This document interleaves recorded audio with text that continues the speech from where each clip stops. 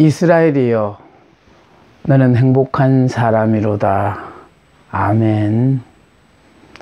이 시간은 전 시간에 이어서 천국의 가치에 대해서 설명해 보고자 합니다. 천국은 예수님께서 이 땅에 오심으로 말미암아 천국이 이 땅에 건설되기 시작했습니다. 천국은 구약 성경에서는 하나님의 나라라 했고요, 사복음에 와서는 천국이라 그랬습니다. 이 천국이 또 사도행전에부터 성령이 올 때 오면은요, 교회라는 말로 나타나기도 합니다. 자, 그런데 이미 하나님의 나라 천국은 하나님께서 왕이시고 하나님을 믿는 모든 사람들이 하나님의 백성이 되어집니다. 그럼 하나님의 백성은 왕의 명령을 거역해서는 안 되죠. 그래서 하나님은 에덴 동산 안에 아담을 이끌어 들이시고, 하나님은 왕으로서 아담은 백성으로서 또 이 하나님의 나라의 통치는 하나님의 말씀으로 다스리게 되어 있었어요. 그런데 하나님이 아담에게 동산 안의 모든 것은 다 네 임의로 하되 단 선악을 알게 하는 나무의 열매는 먹지 말라고 했거든요. 중요한 것은 100가지 중에 99가지는 네 마음대로 다 하되, 네가 하나님의 나라의 백성이면은 하나님의 나라의 왕이신 하나님의 말씀에 순종해야 된다라는 그런 의미가 되어서요. 그럼 이 순간에 제가 말씀드리고 싶은 것은요, 우리는 하나님의 말씀에 하지 말라는 건 안 하면 됩니다. 하지 말라면 안 하면 되는데 하라는 것이 문제죠. 그런데 동산 안에서는 하지 말라고 했어요. 그럼 안 하면 되는 거예요. 그런데 지금 이 시대는 어떠냐? 하나님이 하라고 하셨어요. 그러니까 항상 기뻐하라, 쉬지 말고 기도하라, 범사에 감사하라. 이거는 하나님 명령이에요. 그러니까 결국은요, 우리가 하나님의 나라의 백성으로서 다른 건 못 지켜도 하나님의 말씀은 꼭 지켜야 되거든요. 그런데 선악을 알게 하는 나무의 열매는 따먹지 말라고 했는데도 불구하고 그걸 따먹은 것으로 말미암아 에덴 동산에서 쫓겨나게 되어졌고 죽음이 있게 되어지고 이 삶이 고달픈 저주의 삶을 살게 되어진 겁니다. 자, 이렇게 죽어가는 이 인간들이 불쌍해서 하나님께서 하늘 보좌를 버리시고 이 땅에 내려오셔서 우리를 대신하여 주고 주심으로 말미암아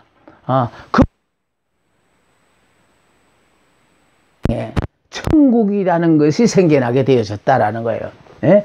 자, 그래서 세상 가운데 천국이 생김으로 말미암아 예수를 믿기만 하면 누구든지 예수 안에서 천국으로 산다라는 거예요.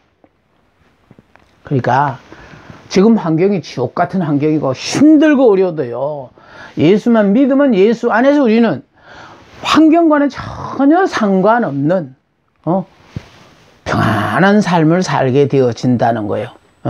근데 그 평안한 삶, 우리는 내가 보고 느끼기에 야, 이거 참 평안하구나, 행복하구나, 이렇게 생각하지만은요, 하나님이 주시는 평안은 세상이 주는 평안과 같지 않대요. 우리의 소원이 이루어지면 우리는 행복해요. 그런데 하나님은요, 이 마음 안에, 그러니까 환경은 완전히 지옥 같은데도 왜 내 마음에는 전혀 이런 데 영향을 받지 않고 마음이 평안한지 나도 모릅니다. 왜 모르느냐? 하나님께서 마음에 평안을 주셨기 때문에 그래요. 그러니까 천국으로 사는 사람은 이미 예수를 믿음으로 옛사람은 어떤 사람이냐면 자기가 알아 스스로 살아가는 사람이거든요. 그는 이미 예수 믿는 순간에 예수 안에서 내가 죽었다고 얘기했어요. 옛사람은 죽어버렸고 이제 예수 안에서 우리는 새롭게 태어났어요. 그러니까 이전 것은 지나갔으니 보라 새 것이 되었도다. 완전히 새로운 거예요. 옛사람이 변하여 새사람 되는 거 아닙니다. 옛사람은 이미 예수를 믿는 순간에 예수 안에서 죽어버렸고 또 우리가 예수 안에서 새로 태어난 새 사람, 영의 사람이 된 거예요. 부활의 사람이 된 거예요. 그래서 우리는 이제요, 내가 못한다고 자세로 낙담하면 안 돼요. 이미 부활의 영이 나의 삶을 사로잡고 있으니까 나는 하기 싫어도 하나님은 하게 하시니까, 그러므로 말미암아 하나님께서 모든 나를 통하여 당신이 하시고자 하는 아름다운 계획이 있으니까 그냥 하나님께서 하시는 거예요. 그러니까 전혀 내 의사와 상관이 없어요. 나는 그냥 이렇게 힘들고 어렵지만 이렇게 살고 싶고 하는데도 하나님은 너는 더 이상 그렇게 살면 하나님 영광 가린다고 그렇게 살지 못하도록 하나님이 하시는 데는 대책이 없어요. 그냥 염치 없지만 자격 없지만 그 복을 누리며 살며, 참 내가 이런 은혜를 받고 사네, 이 복을 받고 이렇게 살아도 되는지 모르겠네 하고 순간순간 정말 복에 넘쳐서 우리가 이렇게 행복한 소리를 할 때가 많아지고 되는 것입니다. 하나님께서는요, 그래서 결국은 자, 예수님 오심으로 이 땅에 천국이 있게 되어졌고, 이 천국 안이 바로 예수 안에, 복음 안에 이제 천국이, 그걸 복음을 받아들일 때 우리 안에 지금 천국이 들어온 거거든요. 그럼 내 마음, 이걸 마음의 천국이라 그래서 이걸 심령 천국이라 그래요. 그러니까 이미 예수를 영접함으로 이 각자들마다 이 마음의 심령 천국이 건설되어졌거든요. 이 심령 천국이 건설된 이 천국민은 이 천국의 가치를 알아야 된다는 거예요. 그러니까 천국이 뭐냐? 예수거든요. 또 복음이거든요. 예. 그러므로 말미암아 이 예수의 가치를 알아야 되는데, 그래서 전 시간에는 마태복음 13장을 통해서 7가지 비유를 통해서 이 7가지 비유의 이 개요 부분만 간단하게 설명을 했어요. 자세하게 설명은 이제 앞으로 두고 시간이 있을 때마다 이렇게 하도록 하고요. 근데 중요한 것은요, 이제 천국의 가치를 알았다면은 우리는 이제 현재 이 세상에 살면서 천국민으로서 어떻게 살아야만이 하나님께 영광을 돌리는 삶을 사느냐, 세상의 사람과 전혀 차별나지 않게 똑같이 세상 사람들 같이 산다면은 누가 예수를 영접하겠느냐 그 말이에요. 그래서 5장에는 보면은 결국은 팔복이라는 것이 나타나서 천국민의 마음가짐을 설명했고, 또 빛과 소금을 통해서 우리 천국민의 삶의 자세는 결국은 내 자신을 희생해서 나로 말미암아 결국은 내 주변의 사람들 앞에 도움을 주는 빛과 소금의 이런 삶의 자세를 가져야 된다고 했고요. 그 다음에는 이제 율법의 시대는 지났고 은혜의 시대가 도래했으니까 이제 미련하게 율법으로 살 필요 없고 이제 우리는 은혜로 복음으로만 살면은 정말 환경과 상관없는 기막힌 삶을 산다고 생각했었어요. 자, 그런가 하면 6장에 가면 아까 6장에 가면은 뭐가 나오느냐니까 결국은 잘 믿는다고 생각하는, 당시 잘 믿는다는 바리새인을 세워서 바리새인들을 통해서 기도와 이렇게 구제와 기도와 금식에 대해서 이렇게 설명을 했고요. 또 이방인들, 그냥 오로지 물질만 추구하고 사는 이방인들을 통해서 너희들은 세상의 사람들과는 가치관이 틀린 사람들이니까 이렇게 살면 안 된다는 걸 우리가 상고해 봤고요. 7째 마태복음 7장에 가면은 결국은 우리는 천국민으로서 이제 소신을 가지고 살아야 된다는 거예요.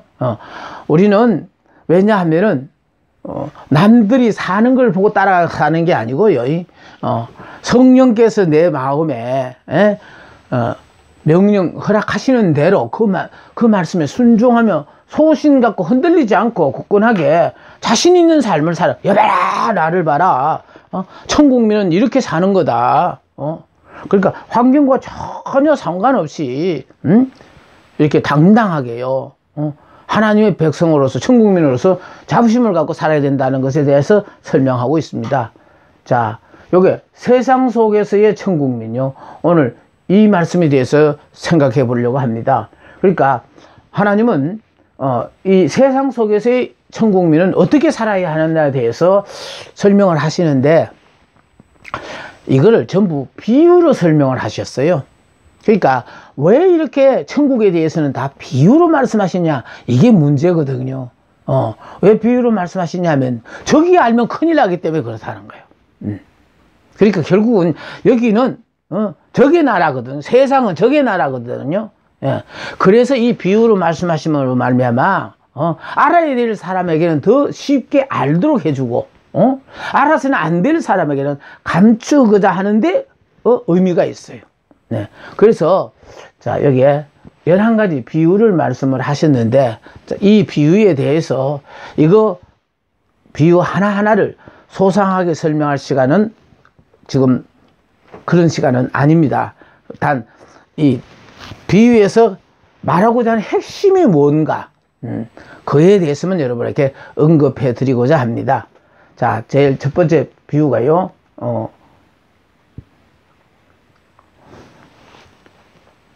천국에서 제일 큰 자에 대해서 설명하고 있습니다. 그래서 마태복음 18장 1절부터 14절에 보면은요, 천국에서 제일 큰 자를 설명해 주는데, 이 천국은 영으로 사는 나라요, 사랑으로 사는 나라라는 뜻입니다. 네, 그러니까 이게 비유 전부 다가요, 천국에 대한 설명이거든요. 그러니까 천국에 대한 설명인데, 마태복음 18장에 천국에서 큰 자로 어린아이를 지금 지목하고 있는데, 바로 천국은 영으로 사는 나라요, 사랑으로 사는 나라다. 자, 이 땅에서 천국의 삶을 사는 사람이 어린아이입니다. 모든 것을요 다른 사람에게 맡기고 살아요. 그러니까 어린아이는 그래서 이 서원에서의 여러분 앞에 항상 강조하는 건 바로 뭐냐면, 우리는 정말 선한 목자 그림에 있어서, 이 그림에 있어서 예수님의 품에 안긴 이 양, 이 양이 사람으로 말하면 어린아이예요. 그러니까 이 어린아이가 이게 천국에서 제일 큰 자예요. 영으로 사니까 제일 영으로 사는 사람이에요. 이 밑에 양들은 육으로 사는 사람들이거든요. 그러니까 이 양보다가 다 큰 양들이에요. 근데 이 양에는요, 요렇게 어린 양, 여기 있는 어린아이는 요 예수님의 품에 안겨 있는 이 양이 되기 위해서는요, 요게 안겨 있는 기간이 시간으로 따지면 24시간이에요. 그러니까 하루 동안만 저렇게 예수님 품에 안겨 있는 거예요. 그래서 날마다 죽어야만이 또 어린아이로서 저렇게 안겨 있고, 그러니까 우리는 그냥 하루만 지나면 그냥 죽어, 나는 죽고 다시 또 이렇게 예수 안에 태어나서 어린아이 같은 저런 삶의 자세를 가져야 된다는 거예요. 그래서 이 어린아이는 사랑 덩어리지 않습니까? 그리고 특히 예수님이 이 땅에 오실 때 어린아이 모습으로 오셨어요. 왜 어린아이 모습으로 오셨느냐 하니까, 천국에서는 제일 큰 자가 어린아이고, 더군다나 어린아이를 옴으로 말미암아 기독교는 어린아이로 돌아가자는 거예요. 다시 말해서 아까 보셨던 이 육으로 살다가 보니까 다 이렇게 서로 큰 것을 지금 경쟁하고 있는데, 이건 육적 사람이니까 자꾸 크려고 애를 쓰는 거예요. 그래, 이렇게 내가 영적 사람이 되어지면은 육의 사람이 죽어야 영의 사람이 되거든요. 그러니까 결국은 우리는 날마다 그래서 바울의 고백을 빌리면 나는 날마다 죽노라고 하잖아요. 안 죽으면 하루 산 만큼 경험이 생겨가지고 자신감이 붙어가지고 결국은 하나님 의지하지 않고 지 나름대로 살려고 들거든요. 그래서 어린아이로 오심으로 말미암아 기독교는 어린아이로 돌아가는 종교예요. 예수께서 어린아이 모습으로 이 땅에 오셨고, 또 어린아이 가면 당장 우리가 떠오르는 생각이 뭡니까? 사랑이잖아요. 사랑스럽잖아요. 그래서 천국은 영으로 사는 나라요, 사랑의 나라라는 걸 설명하기 위하여 이 천국에서 제일 큰 자의 비유가 나옵니다. 두 번째, 형제 용서의 비유가 있어요. 마태복음 18장 21절에서 35절까지 말씀인데요. 사랑은 원수까지도 용서하고 사랑합니다. 다시 말해서 천국은요, 우리가 천국 들어가기 위해서는 원수를 다 용서해야만이 천국 들어가요. 예. 지금 원수를 용서할 수 없는 사람은 사랑의 사람이 아니거든요. 그래서 우리가 원수를 용서하는 이유는 우리가 먼저 영원히 죽을 수밖에 없는 죄인에서 예수를 믿음으로 말미암아 죄를 용서받고 구원을 받았잖아요. 이 용서받은 감격을 지속하기 위해서, 그래서 상대가 나에게 잘못했다고 용서를 빌지 않는데도 불구하고 내가 용서 안 하니까 마음이 편치를 못하다는 거예요. 내 자신을 위해서라도 또 남을 용서함으로 말미암아 용서하는 그 감격, 이 감격은 바로 뭐냐, 내가 죄로 말미암아 영원히 죽을 수밖에 없는, 돈으로 따지면 1만 달러인데 평생을 갚아도 못 갚는 빚을 진 내가 주인이 나를 불러서 그냥 탕감해 준 그 은혜를 생각할 때 이제 정말 누구든지 나에게 잘못이 있는 사람에게 다 용서함으로 말미암아 이 주인에 대한 은혜에 보답하는 삶을 사는 거, 이게 형제 용서의 비유를 통해서 이걸 우리에게 가르쳐 줍니다. 아직도 남을 용서할 줄 모르는 자는 죄사함을 받지 못한 자입니다. 여러분 진정코 예수로 말미암아 내 죄사함을 받았다고 생각하시고 정말 이 엄청난 놀라운 죄를 용서받았다는 감격이 있으시다면은 아예 나한테 잘못하는 사람을 만날 때마다 반갑게 용서하면서 주님 앞에 진 빚을 갚는 심정으로 다 덮고 용서를 하며 살아야 된다는 겁니다. 세 번째 비유에 보니까 포도 품꾼의 비유가 있어요. 천국은 은혜의 나라라는 것을 이 비유가 우리에게 설명합니다. 이 말은요, 포도원 비유에 보세요. 새벽 일찍 6시부터 일하러 나온 사람도 한 데나리온, 12시에 나온 사람도 한 데나리온, 예. 또 마지막 1시간을 남겨놓고 들어온 사람도 한 데나리온, 똑같은 품삯을 받았습니다. 이게 은혜라는 거예요. 먼저 왔기 때문에 너는 12시간 일했으니까 12데나리온이 아니고 아예 새벽에 포도원에 들어오기 전에 주인이 한 데나리온을 약속을 하고 그 약속대로 한 데나리온을 지불했다는 것이거든요.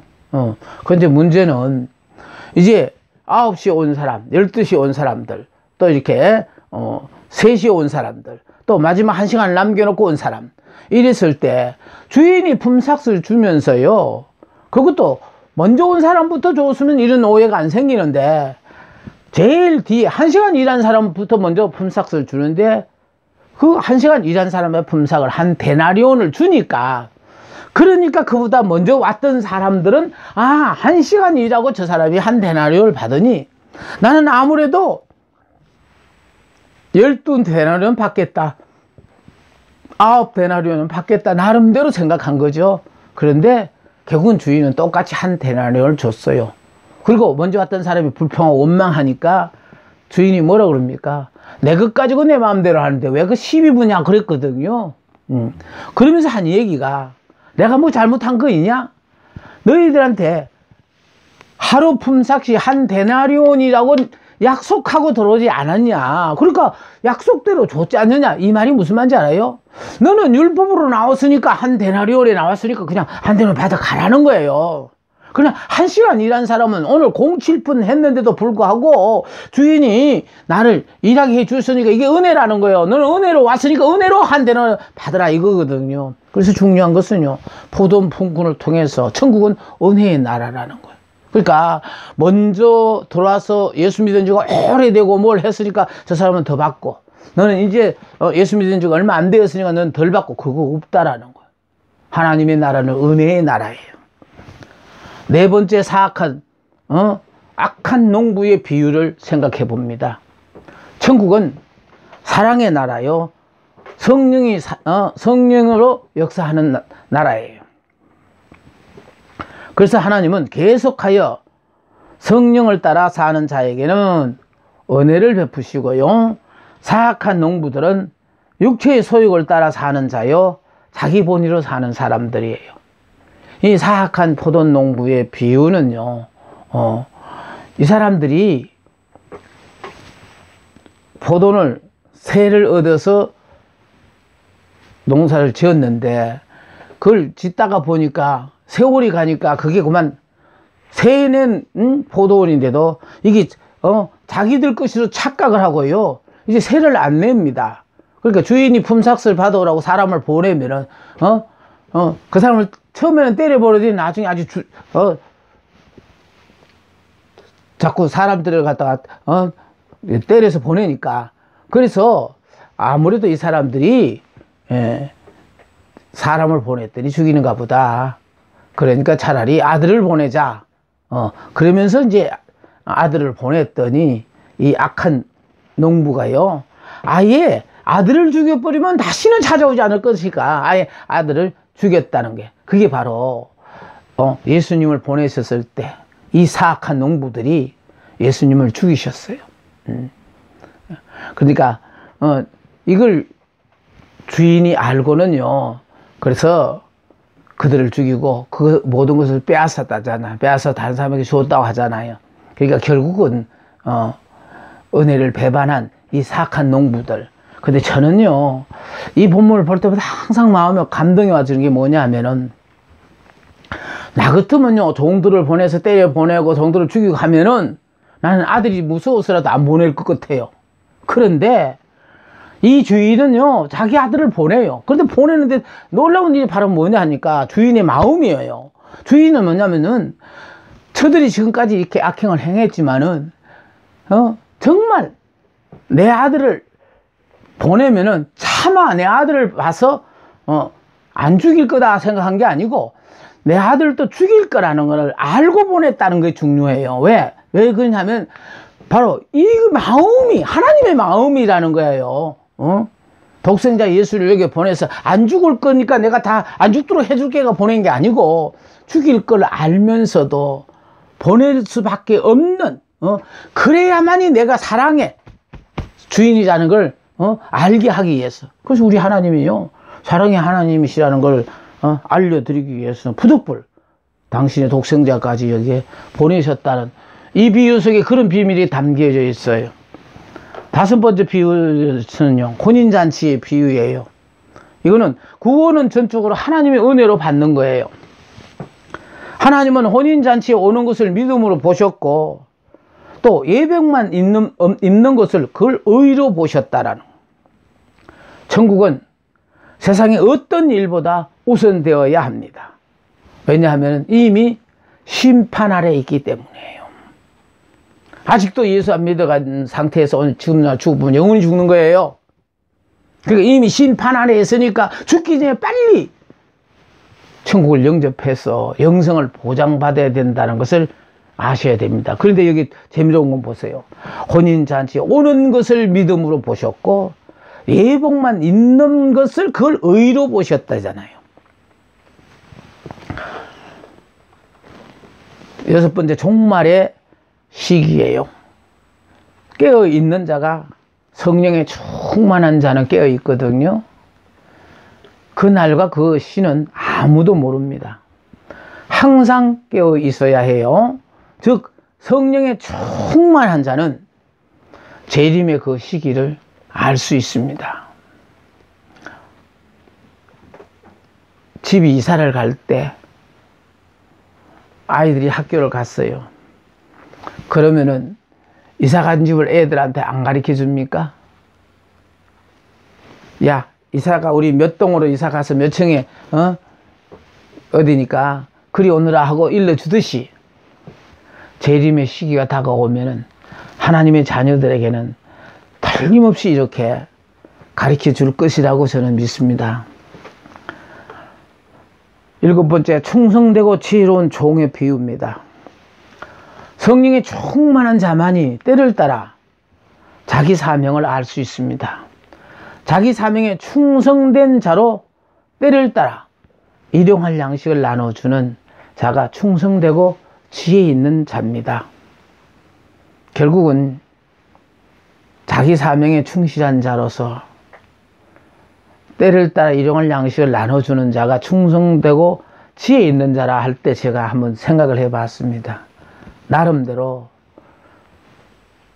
이렇게 평생을 성경을 가르쳤고 아직도 건강하니까 이렇게나마 알고 싶은 자에게 도움이 된다면 하고 이렇게 열심히 나름대로 그냥 힘에 겨워서 이렇게 열심히 하고 있는데 이럴 때마다 느껴지는 것이요. 아, 내가 자기 사명에 충실한 자로 때를 따라 일용할 양식을 나눠주는 충성되고 지혜 있는 자가 되고 싶어서 이러는가 보다. 저는 그렇게 힘들 때마다 그것으로 위로를 받고 삽니다. 8번째, 문화의 비유를 통해서 천국을 영접한 자는 우리가 성자의 심판 때 받을 상급을 위해서 최선을 다해야 합니다. 영의 사람은 긍정적인 사고로 삽니다. 여기 지금 문화를 종들에게 나누어 줬을 때에 그 한 문화씩 받았던 종들이 각자 주인을 위해서 열심히 일했는데 그것이 자기 능력이 되었고 자기 실력이 되었습니다.